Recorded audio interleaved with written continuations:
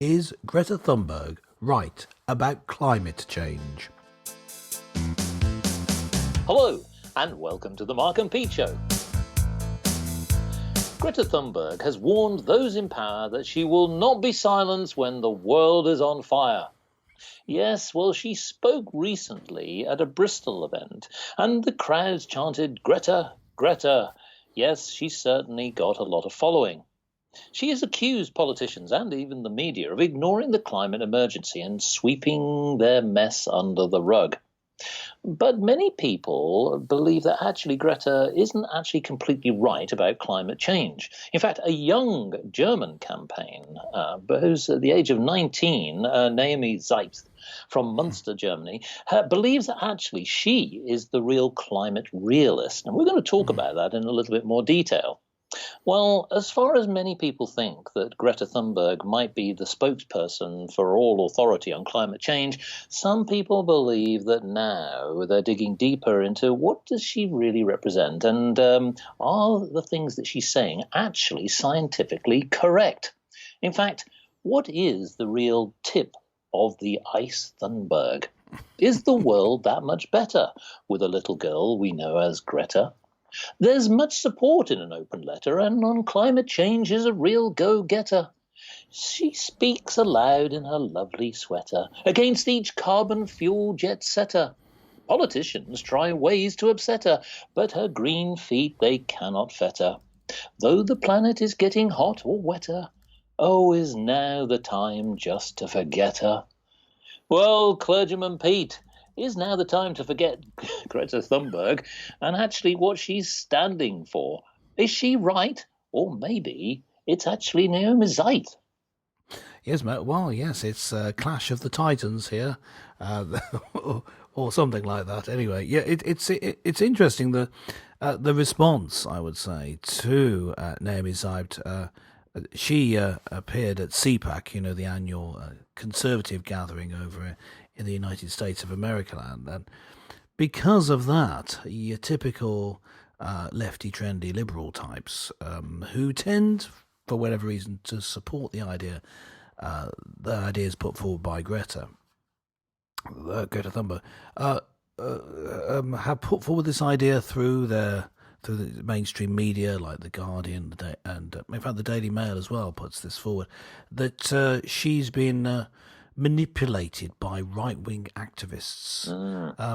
Now, the problem with that is you could make the exact same case the other way. Greta Thunberg being manipulated by left-wing or environmentalist activists.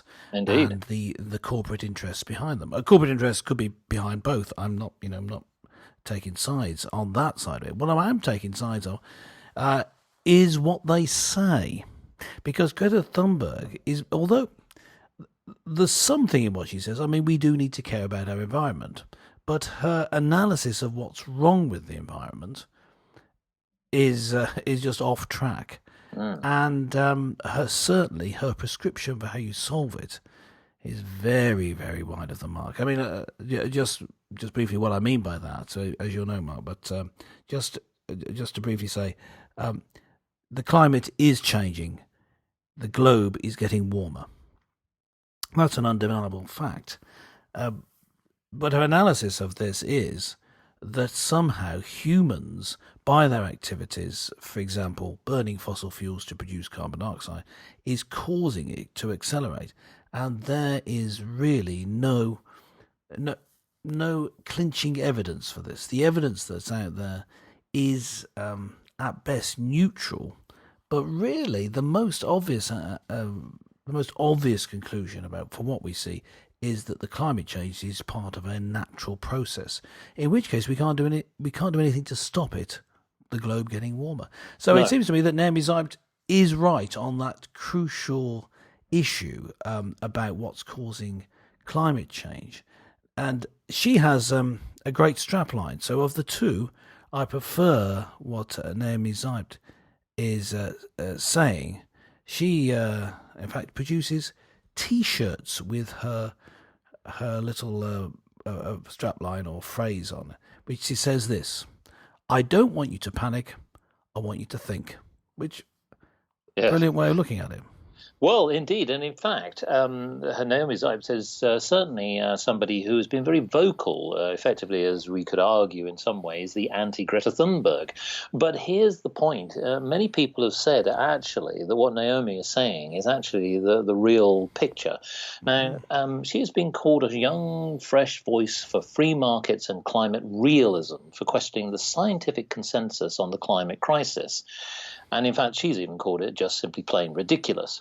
Now, I'm going to give you a quote here from Naomi, and I think it really possibly plays into some evidence, which many people believe that Greta Thunberg has been misused as an ambassador Yeah. for perhaps some other causes. But what Naomi is saying is that climate change basically is real in one sense, as you said, Clergyman Pete. But Yeah. this is her point. Today, climate change science really is not science at all.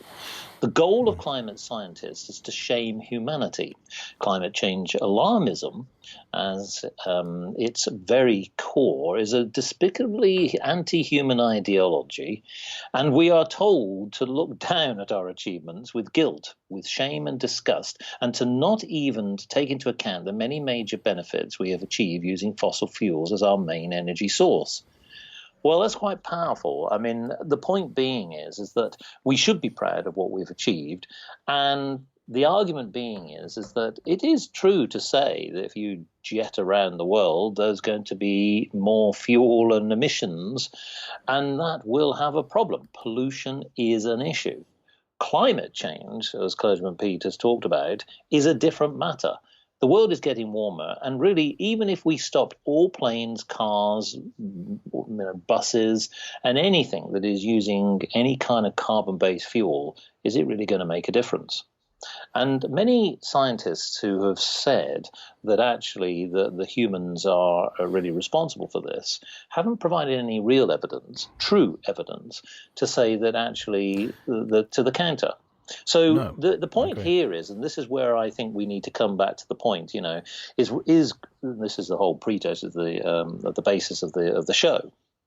Taking what Greta Thunberg is saying, or let's just say the climate activists, if we were to reduce our carbon footprint and anything related to carbon, i.e., reliance on a carbon world, which includes ultimately plastics, because petrochemicals come from basically digging oil and materials out of the ground. We process them in different ways. But the idea of just simply stopping them, and this is the thing that you've got to think about, the journey we potentially could be coming to.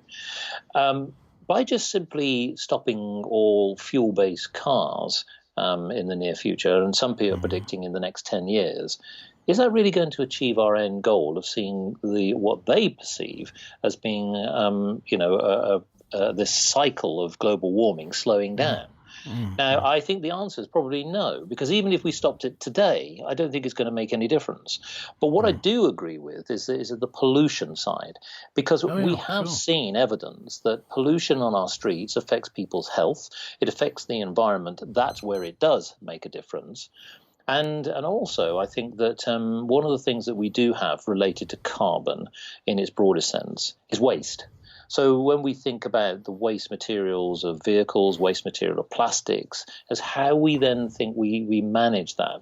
So on the one hand, certainly what Greta Thunberg is doing is bringing attention, environmental challenges, Yeah. but not necessarily, I think, is the right cause. And No, that's really yes. what Naomi Seibt is really saying. Yes, I mean that's the issue, is that she's mistaken on Yes. partially mistaken on diagnosing the problem. As you say, really, there is an issue in us harming our environment, but it's to do with pollution rather than to do with exacerbating the existing condition of global warming, which we accept, but we're not accepting that it's being driven by carbon dioxide emissions.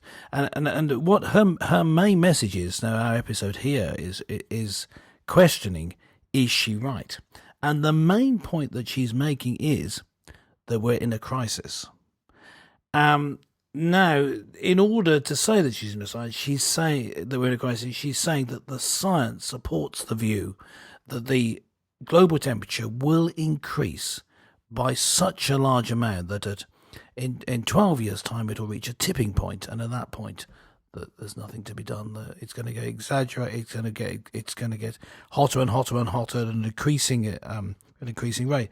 There is no evidence really for this happening. If the carbon dioxide increases, the amount of it doubles, then the temperature will increase by about a degree. That's what we've seen that can happen.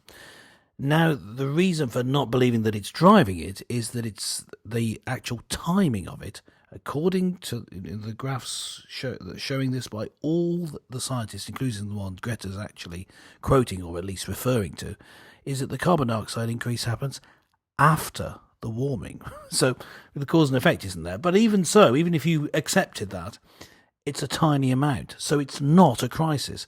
So I think we can say definitively that the main message of Greta Thunberg is wrong. There isn't a crisis. There is no crisis. It's invented. But here's my bigger problem with this. I have a bigger problem with another personality, a well-known popularizer of science, David Attenborough. Sir David himself. Now, if you're outside Britain, it may not be quite as well known, although he's, his nature programs are shown around the world, I understand, because Greta Thunberg saw them over in Sweden. And that's really what she's based it on.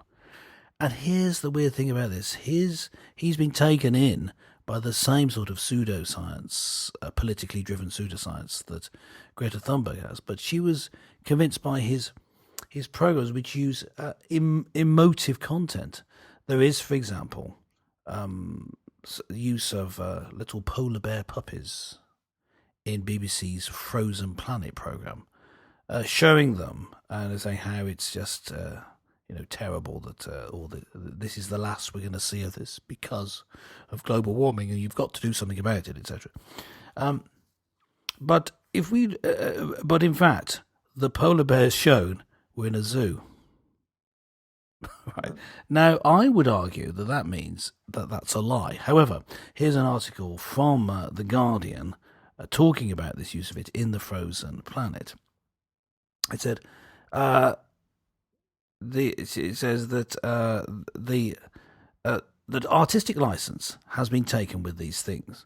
Did we really think that the footage of the male polar bears padding along, crunching the snow, were really a camera team that had got close enough to capture the sounds of the paws? So she's saying that, obviously that was added. And it's saying, so an inauthentic noise doesn't mean that it's wrong, and the two young polar bears were in a zoo. It's not false or misleading because that's what polar bears look like. Yes. But the claim is that that the reason that they're in trouble is because the snow is melting, and the thing and as soon as you take that away, yes, it is a lie. It's only not a lie in her terms because she believes a weird thing, and this is my point really, that there's a certain narrative that they want to push. It's the narrative view of truth. There's a certain narrative that they're signed up for. It's like a blind faith in this, that humans have caused climate change and we have to punish ourselves for it. And that's the main thing. You've got to believe that. And so show it, whatever thing you use that supports that is good, even if it's a fake. And that's what I'm saying. This use of emotive imagery is what's driving Greta Thunberg and others to make the change, to make these claims that there's a crisis, has got to do something. They've been hit at a gut level by these TV shows, and it's just simply not supported by the science. So basically, Greta Thunberg is wrong, and Naomi Seibt, the anti-Greta, as she has been known, the anti-Greta particle is correct. We need to not panic and think instead. Well, certainly we need to do that. And there is another angle to this. And I know that Clergyman Pete, I wanted to raise this, which is if, as you have articulated Yes. that maybe Greta Thunberg is sitting on the wrong platform, basically, in the sense that what she's arguing is probably scientifically not founded. My worry Well, that is what for I think, somebody yeah. who's so young and obviously articulate, intelligent, she's clearly a bright girl, but unfortunately, if that were to be the case, I look at it on another side, is that what about Greta's future, because when you're used as an ambassador, as a symbol for a certain cause and a particular point, if that is deemed to be perhaps maybe distorted truth. Yes. That might be one way of putting it. Just get your comments. I mean, as a clergyman, bearing in mind that, again, we're thinking about morals here and about the truth, because that's what we want in society, folks. Yes, folks, sorry about that. Yes. We really want transparency and clarity and honesty. What's your fear for the future of Greta Thunberg? Well, I think that the problem is that that she's being used, as you say, as a sort of an avatar of the climate change, the climate change alarmist movement. And so, when that seemed to cause harm, there'll be a backlash against her. And it's already causing harm in the change of public policy to do with it. I mean, there's an extra runway that was needed at a London airport that's now not going to be built because of these claims. London Heathrow, yeah. London Heathrow. And when things like, when we're not able to function as a society, if we actually take, if we take the actions that she says, that she's, maybe people won't be saying, "Oh, we did it because of Greta," but she'll be seen as you say, as an avatar or an icon of this movement. So when we aren't able to drive our cars fast enough, when we're having to make changes, which means the businesses go under at a large scale, when our economy fails because of the high taxes on fossil fuels, etc., etc., she is going to be seen in a different light, and it's not going to be pretty when people turn against her. So I would say, take her out of the front line. If I were parents, stop it now. It seems like it's fun, but she's, even though you could say she's pretty much an adult at 17, it's still a sensitive age. You'd be better off taking her out of there, and she can go and study at university or something, and just take a bit of time out, because these things are going to come back and bite her in a big way. Yes. Well, listeners, there you go. There's a thought. I mean, what do you think? I mean, is it now time to revisit and rethink what Greta Thunberg has been saying? And in fact, listeners, we'd love to hear from you. I mean, do you fear for perhaps Greta Thunberg's future? Do you think you agree with what she's saying? Or maybe actually now the evidence, which hasn't really truly come to light, is never going to come to light? Well, we'd love to hear from you. Why not log on to markandpete.com and let us know your thoughts? Well, there will be more rallies, there'll be more commentary, and I'm sure we'll see Greta Thunberg in the media again in the near future. Yes. Well, join us again next time for more colourful conversations with Clergyman Pete and Businessman Mark.